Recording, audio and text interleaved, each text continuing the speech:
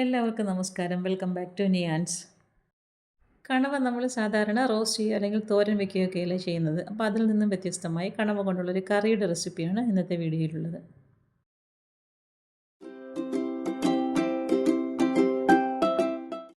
അപ്പോൾ ഇത് തയ്യാറാക്കുന്നതിന് വേണ്ടി കുറച്ച് കണവ നന്നായിട്ട് ക്ലീൻ ചെയ്തെടുത്തിട്ടുണ്ട്. അപ്പോൾ ഇതിൽ തീരെ ചെറുതുമുണ്ട്, ഇടത്തരം വലുപ്പത്തിലുള്ളതുമുണ്ട്. അങ്ങനെ വലുപ്പത്തിലുള്ളത് നമുക്കൊന്ന് മുറിച്ചെടുക്കണം. അപ്പോൾ അതിൻ്റെ തലയും എല്ലാം ചേർത്തെടുത്തിട്ടുണ്ട്. അപ്പോൾ ഇനി നമുക്കിതിനെ ഒന്ന് മുറിച്ചെടുക്കാം. വലുത് നോക്കി മുറിച്ചെടുക്കാം. ചെറുതൊക്കെ അതേപോലെ തന്നെ അങ്ങ് ഇട്ട് കൊടുക്കാം. തലയൊക്കെ അതിൻ്റെ വേസ്റ്റൊക്കെ കളഞ്ഞ് നന്നായിട്ട് ക്ലീൻ ചെയ്തെടുത്തതാണ്. അപ്പോൾ അത് നമുക്ക് കറിയിലേക്ക് തന്നെ അങ്ങ് ഇട്ട് കൊടുക്കാം. ഈ ഒരു വലുപ്പത്തിലുള്ളതിനെയൊക്കെ നമുക്ക് 2ആയിട്ടോ 3ആയിട്ടൊക്കെ ഒന്ന് കട്ട് ചെയ്ത് മാറ്റാം. ഒരു തീരെ ചെറുതിനെ കട്ട് ചെയ്തെടുക്കേണ്ട ആവശ്യമില്ല. അപ്പോൾ അത്യാവശ്യം വലുപ്പത്തിൽ തന്നെ കിടന്നോട്ടെ. അപ്പോൾ ഈ ഒരു രീതിയിലെല്ലാം റെഡിയാക്കി എടുത്തിട്ടുണ്ട്. ഇനി നമുക്കിത് കുക്കറിലേക്ക് ഇട്ട് കൊടുത്ത് ഒന്ന് വേവിച്ചെടുക്കണം. അപ്പോൾ അതിലേക്ക് ഇട്ട് കൊടുത്തതിന് ശേഷം കുറച്ച് മുളക് പൊടിയും മഞ്ഞൾപ്പൊടിയും ഉപ്പും കൂടി ഇട്ട് കൊടുക്കാം. വെള്ളം ചേർത്ത് കൊടുക്കേണ്ട ആവശ്യമില്ല. അതിൽ വേകുമ്പം തന്നെ വെള്ളം ഇറങ്ങിക്കോളും. അപ്പോൾ ഇനി അടച്ച് വെച്ചിട്ട് ഒരു 5 വിസിൽ വരെ ഒന്ന് നമുക്ക് വേവിച്ചെടുക്കാം. അപ്പോൾ അത് നന്നായിട്ടിത് വെന്ത് വന്നിട്ടുണ്ട്. ഇനി ഇതങ്ങോട്ട് മാറ്റി വയ്ക്കാം. ഇനി കറി വയ്ക്കാൻ വേണ്ടി ചട്ടിയിലേക്ക് വെളിച്ചെണ്ണ ഒഴിച്ചു കൊടുത്ത് ചൂടാകുമ്പോൾ അതിലേക്ക് 1 ടീസ്പൂൺ ഇഞ്ചി ചെറുതായി കട്ട് ചെയ്തതും 1 ടീസ്പൂൺ വെളുത്തുള്ളി ചെറുതായി കട്ട് ചെയ്തതും കൂടി ഇട്ട് കൊടുത്ത് നന്നായിട്ടൊന്ന് മൂപ്പിച്ചെടുക്കാം. കണവയും ചെമ്മീനൊക്കെ തയ്യാറാക്കുമ്പോൾ ഇഞ്ചിയും വെളുത്തുള്ളിയൊക്കെ നന്നായിട്ട് ചേർത്ത് കൊടുക്കണം. അപ്പോൾ ഇതിന് ഗ്യാസിൻ്റെ പ്രോബ്ലംസ് ഒന്നും വരുന്നില്ല. അപ്പോൾ ഇതേപോലെ നന്നായി മൂത്തതിന് ശേഷം ഒരു 10 ചെറിയ ഉള്ളി അരിഞ്ഞതും കൂടി ഇതിലേക്ക് ഇട്ട് കൊടുക്കാം. ഇനി ഉള്ളി നന്നായിട്ടൊന്ന് വഴട്ടിയെടുക്കാം. ചെറിയ ഉള്ളിക്ക് പകരം ഒരു പകുതി സവാള ചേർത്ത് കൊടുത്താലും മതിയാകും. പക്ഷേ ചെറിയ ഉള്ളി ചേർത്ത് കൊടുക്കുന്നതാണ് നല്ലത്. അപ്പോൾ നന്നായിട്ട് വഴണ്ട് വരുമ്പോൾ അതിലേക്ക് 1 ടീസ്പൂൺ മുളക് പൊടിയും 1 ടീസ്പൂൺ മല്ലിപ്പൊടിയും 1/4 ടീസ്പൂൺ മഞ്ഞൾപ്പൊടിയും 1/2 ടീസ്പൂൺ പെരിഞ്ജീരകവും 1 ടീസ്പൂൺ കാശ്മീരി മുളക് പൊടിയും കൂടി ചേർത്ത് കൊടുക്കാം. ഇനി ഇതെല്ലാം കൂടി നന്നായിട്ടൊന്ന് മൂപ്പിച്ചെടുക്കണം. മസാലകളൊക്കെ ഒട്ടും കരിയാതെ ഫ്ലെയിമൊക്കെ അഡ്ജസ്റ്റ് ചെയ്ത് നന്നായിട്ട് മൂപ്പിച്ചെടുത്തതിന് ശേഷം ഇനി ഇതിലേക്ക് ചേർത്ത് കൊടുക്കുന്നത് ഒരു വലിയ തക്കാളിയാണ്. തക്കാളി ചെറുതായി അരിഞ്ഞിട്ട് ഇതേപോലെ വീണ്ടും നന്നായിട്ടൊന്ന് വഴറ്റി കൊടുക്കാം.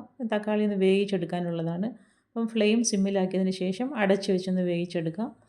ഇനി തുറന്ന് നോക്കി തക്കാളി നന്നായിട്ട് ഇതിനെ ഒന്ന് ഉടച്ചെടുക്കാം. സ്പൂൺ കൊണ്ടൊക്കെ നന്നായിട്ട് ഉടച്ചെടുത്തില്ലെങ്കിലും കുഴപ്പമില്ല. നമുക്ക് മിക്സിയിലിട്ട് അരച്ചെടുക്കാനുള്ളതാണ്. അപ്പോൾ ഈ മസാല നന്നായി തണുത്തതിന് ശേഷം നമുക്ക് മിക്സിയിലേക്കിട്ട് അരച്ചെടുക്കണം. ചേർത്ത് കൊടുത്ത തക്കാളിയൊക്കെ നന്നായി പരുവായി വന്നിട്ടുണ്ട്. ഇനി ഫ്ലെയിം ഓഫ് ചെയ്ത് തണുപ്പിക്കാൻ വേണ്ടി വയ്ക്കാം. ഇപ്പോൾ അത് മസാല നന്നായിട്ട് തണുത്തിട്ടുണ്ട്. ഇനി മിക്സിയുടെ ജാറിലേക്ക് ഇട്ട് കൊടുക്കാം. ഇട്ട് കൊടുത്തതിന് ശേഷം ഇനി ഇതിലേക്ക് ചേർത്ത് കൊടുക്കേണ്ടത് തേങ്ങ ചിരകിയതാണ്. ഏകദേശം ഒരു അര കപ്പോളം തേങ്ങ ചിരകിയത് ഇതിലേക്ക് ചേർത്ത് കൊടുക്കുന്നുണ്ട്.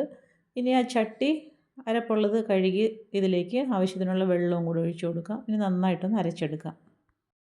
ഈ ഒരു രീതിയിൽ നന്നായിട്ട് ഇതിനെ ഒന്ന് അരച്ചെടുക്കണം. ഇനി നമുക്ക് ആ ചട്ടിയിൽ തന്നെ വെളിച്ചെണ്ണ ഒഴിച്ചു കൊടുക്കാം.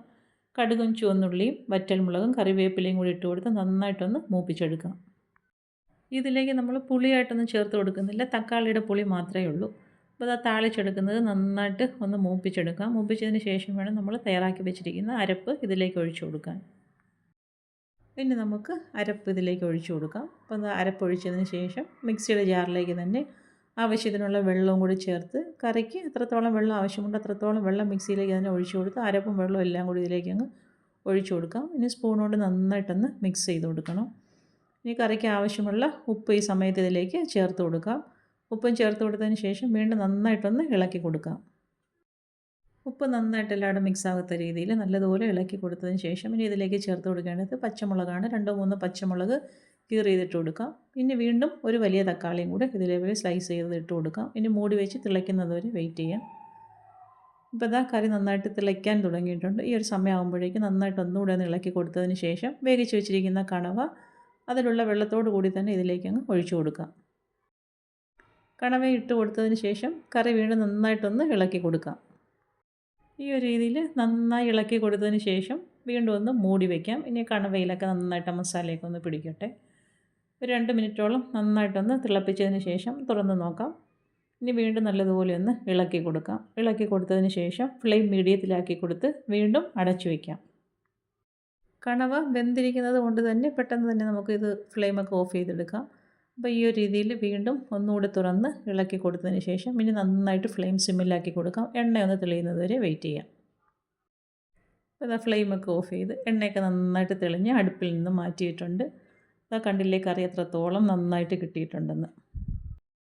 കണവ ഈ രീതിയിലൊന്ന് കറി വെച്ച് നോക്കുക. നല്ല സൂപ്പർ ടേസ്റ്റാണ്. നമ്മളെപ്പോഴും തോരനും റോസ്റ്റും ഒക്കെ ചെയ്യുന്ന രീതിയിൽ നിന്ന് വ്യത്യസ്തമായി ഈ ഒരു രീതിയിൽ കറി ഒന്ന് വെച്ച് നോക്കൂ. കണവയുടെ പീസൊക്കെ കഴിക്കാൻ നല്ല ടേസ്റ്റാണ്. അതുപോലെ നല്ല സോഫ്റ്റായിട്ട് കിട്ടിയിട്ടുണ്ട്. അപ്പോൾ ഈ ഒരു രീതിയിൽ എന്തായാലും ഒന്ന് ട്രൈ ചെയ്ത് നോക്കൂ. വീഡിയോ ഇഷ്ടമായ ലൈക്ക് ചെയ്ത് സബ്സ്ക്രൈബ് ചെയ്ത് സപ്പോർട്ട് ചെയ്തേക്കൂ. ചോറിൻ്റെ കൂടെയോ അതല്ലാതെ തന്നെ ബ്രേക്ക്ഫാസ്റ്റിനോ ഡിന്നറിനോ ഏതിൻ്റെ കൂടെ വേണമെങ്കിലും കഴിക്കാൻ പറ്റിയ ഒരു കറിയാണ്. വീണ്ടും അടുത്ത വീഡിയോയിൽ കാണുന്നത് വരെ bye from Niyans. Thanks for watching.